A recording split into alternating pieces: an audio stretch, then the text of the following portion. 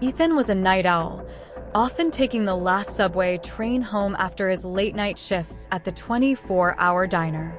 The subway station was usually deserted at this hour, save for the occasional insomniac or partygoer heading home.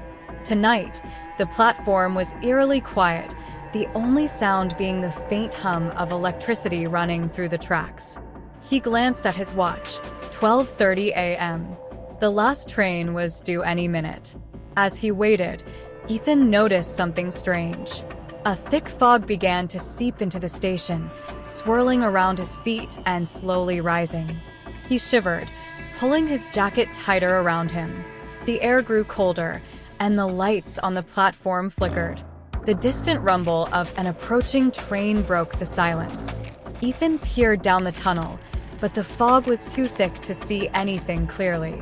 The train emerged from the darkness, its headlights cutting through the fog like knives. But something was off. The train looked older, its metal exterior rusted and worn, as if it hadn't been used in decades. The train screeched to a halt, the doors sliding open with a rusty groan. Ethan hesitated, an uneasy feeling settling in his stomach. He glanced around the platform, but there was no one else in sight. With a deep breath, he stepped onto the train. The interior was dimly lit, the lights flickering sporadically. The seats were old and tattered, and the air smelled musty, like an old attic. Ethan chose a seat near the middle of the car, trying to shake off the feeling of unease. He settled in, closing his eyes for a moment, hoping to get some rest before his stop. The train jolted forward, picking up speed. The rhythmic clatter of the wheels on the tracks was almost soothing, but Ethan couldn't shake the feeling that something was terribly wrong. He opened his eyes and looked around. The car was empty, save for a few shadows that seemed to flicker at the edges of his vision. As the train sped through the dark tunnels, Ethan's unease grew. The shadows seemed to move, shifting and writhing in the dim light. He rubbed his eyes, telling himself it was just his imagination, but the feeling persisted. He decided to move to another car, hoping to find some reassurance in the presence of other passengers. He stood up and walked to the end of the car, sliding the door open. The next car was just as empty, the same dim lighting and tattered seats greeting him. Ethan frowned, stepping through the doorway. As he crossed into the next car, he felt a sudden drop in temperature, his breath misting in the cold air. "Hello," he called out, his voice echoing eerily through the empty car. There was no response. Ethan moved further down the car, glancing around nervously. He reached the end and opened the door to the next car, hoping to find anyone, but it was the same. Empty and cold. Panic began to set in. He moved quickly now, car after car, but each one was the same. Desolate, dimly lit, and disturbingly cold. He was alone on this ghostly train, and there seemed to be no end to it. As he moved through yet another empty car, he noticed something different. In the far corner, a figure sat slumped in a seat. Ethan's heart leapt with hope, but as he approached, he realized something was terribly wrong. The figure was a man, dressed in outdated clothing, his skin pale and eyes hollow. Ethan stopped in his tracks, his breath catching in his throat. The man looked up, his hollow eyes meeting Ethan's. "You're not supposed to be here," the man said, his voice a hollow whisper. Ethan took a step back, fear gripping him. "What do you mean?" "This train," the man continued, "it doesn't belong to the living. You need to leave." Ethan's mind raced. "How? The doors won't open, and the train keeps going." The man pointed to the back of the car. "The last car. There's a way out. But you must hurry." Ethan nodded, fear driving him forward. He ran through the cars, the temperature dropping with each step. The shadows seemed to close in around him, whispering unintelligibly. Finally, he reached the last car. The car was different. It was lit brightly, almost blindingly so. In the center stood an old wooden door, starkly out of place on the subway train. Ethan hesitated for a moment, then grabbed the handle and pulled it open. He was greeted by a blinding white light. Stepping through, he felt a rush of cold air, and suddenly, he was standing on the platform of his destination station. The fog was gone, the air warm again. The old train had vanished. Ethan looked around, bewildered. The station was quiet, just as it had been before. He glanced at his watch. Only a minute had passed since he boarded the train. Shaken, he hurried home, his mind racing. From that night on, Ethan never took the subway after dark. The memory of the phantom train haunted him, and he couldn't shake the feeling that it was still out there, roaming the tunnels, waiting for its next unwitting passenger. For in the depths of the subway, where the lines between the living and the dead blur, the phantom train rides eternally, and those who board it may never return.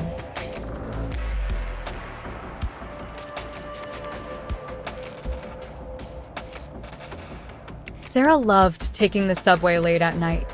The trains were usually empty, and the quiet ride gave her time to unwind after long shifts at the hospital. Tonight was no different. She boarded the train at 11:45 p.m., heading home after another grueling day.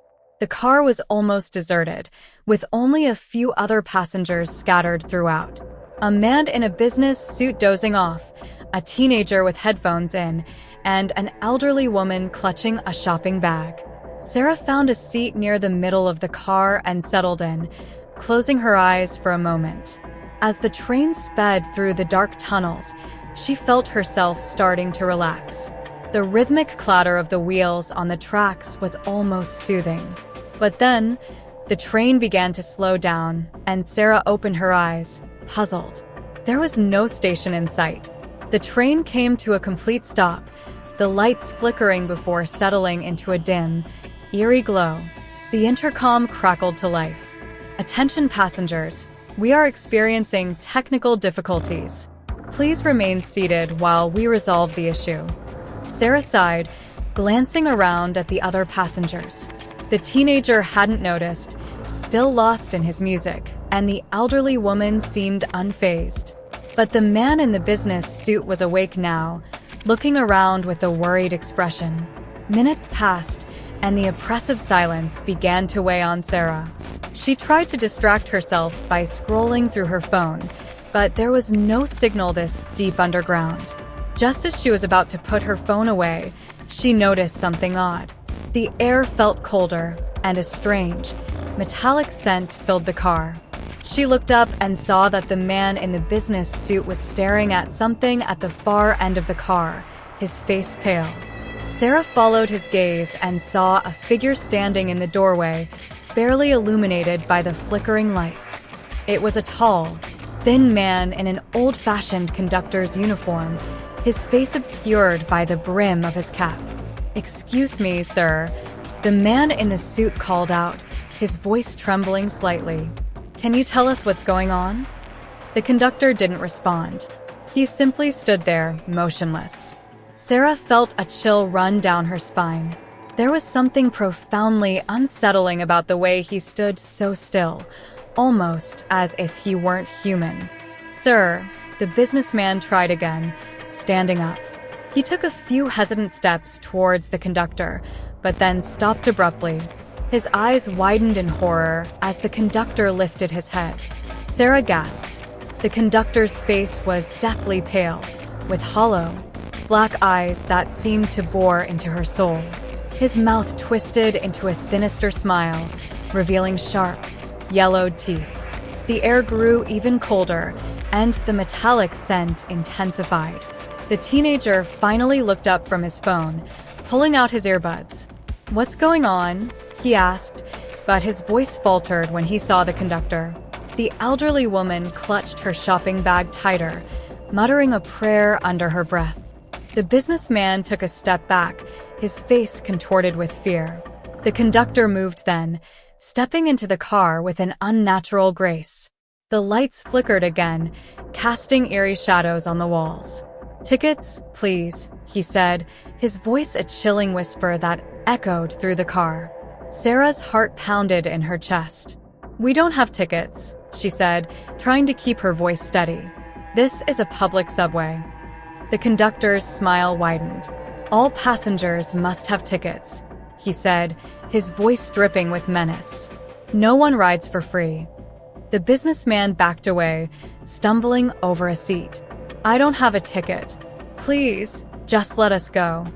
The conductor's eyes flashed with anger. "No ticket?" he hissed, taking another step forward. "Then you cannot ride."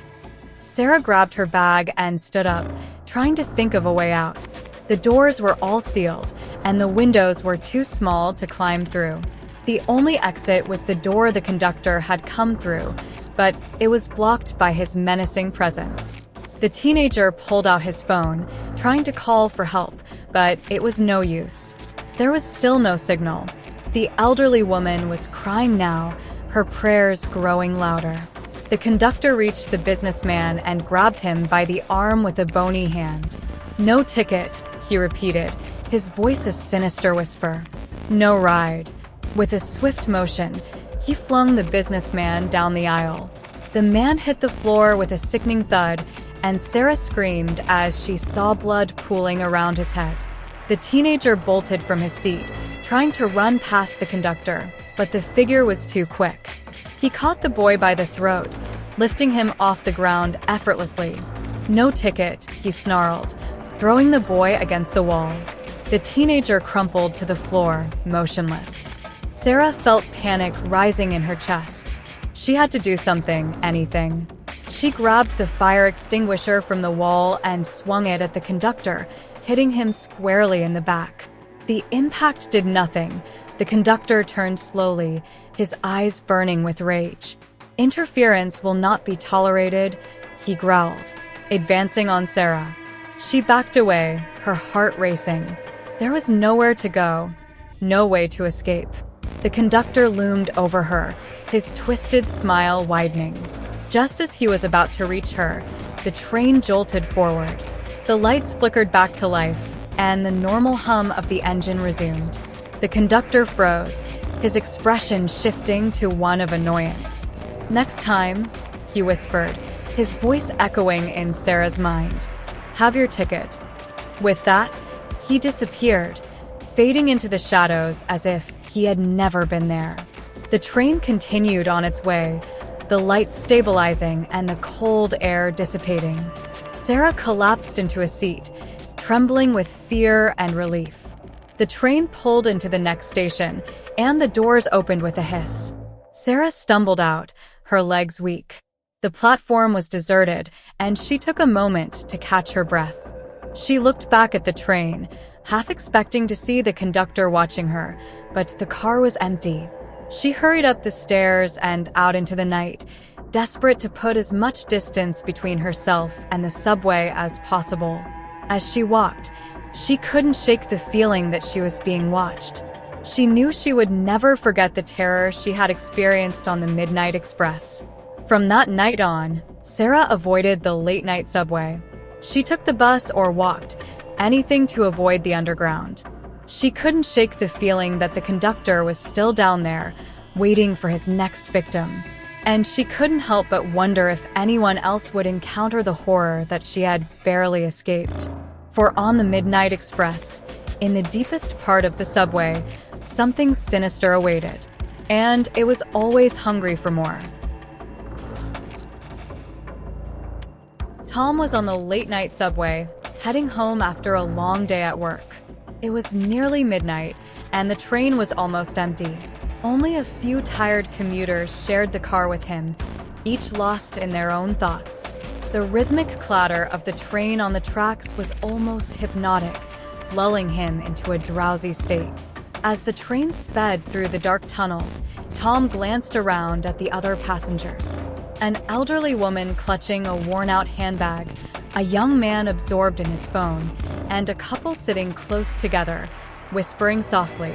The fluorescent lights overhead flickered occasionally, casting eerie shadows on the walls. Tom's eyes grew heavy, and he closed them for a moment, resting his head against the window. Just as he was about to drift off, the train came to a sudden, jarring stop. He jerked awake, looking around in confusion. The lights flickered again, and the train was plunged into darkness for a few seconds before the emergency lights kicked in, casting everything in a dim, red glow. A crackling voice came over the intercom. "Attention passengers, we are experiencing technical difficulties. Please remain calm while we resolve the issue." Tom sighed and checked his watch. He just wanted to get home. As he looked around, he noticed the other passengers were equally uneasy, exchanging worried glances. The train had stopped between stations, deep in the tunnel. There was no way to tell how long they would be stuck. Minutes passed, and the oppressive silence was broken only by the occasional murmur of conversation. Tom shifted in his seat, growing more uncomfortable by the minute. Just as he was about to stand up and stretch his legs, he heard a faint noise. It was a soft, scraping sound, like metal against metal, coming from the far end of the car. He turned to see what it was, but the red emergency lights cast long shadows, obscuring his view. The scraping grew louder, closer. The other passengers seemed to hear it too, their eyes wide with fear. Tom's heart began to race as the noise approached. Suddenly, the door at the end of the car slid open with a loud hiss. Tom expected to see a maintenance worker or a conductor, but instead, a figure stepped through the doorway. It was tall and gaunt, dressed in a tattered black coat. The figure's face was hidden in shadow, but its eyes gleamed with a malevolent light. The elderly woman gasped, clutching her handbag tighter. The couple huddled closer together, and the young man with the phone stood up, backing away.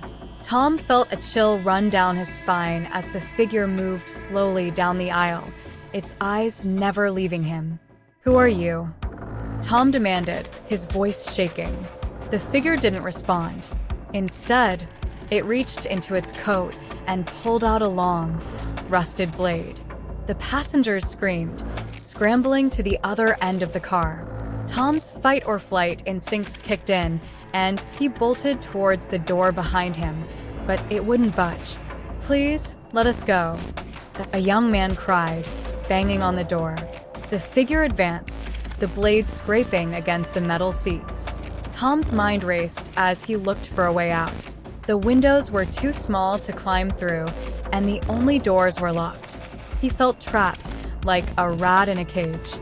Desperation took over, and Tom grabbed a fire extinguisher from the wall.